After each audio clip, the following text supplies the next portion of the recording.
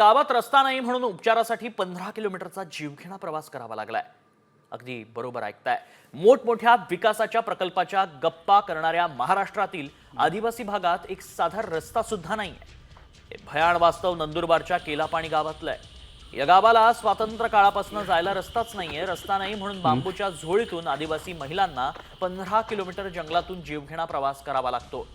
कुठलाही आजार झाला तरी 5 तास झोळीतून प्रवास हा ठरलेलाच आहे।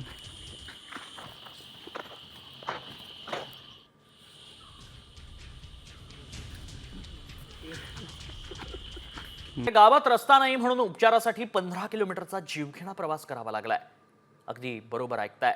मोठमोठ्या विकासाच्या प्रकल्पाच्या गप्पा करणाऱ्या महाराष्ट्रातील आदिवासी भागात एक साधा रस्ता सुद्धा नाहीये। हे भयान वास्तव नंदुरबारच्या केलापाणी गावातलं आहे।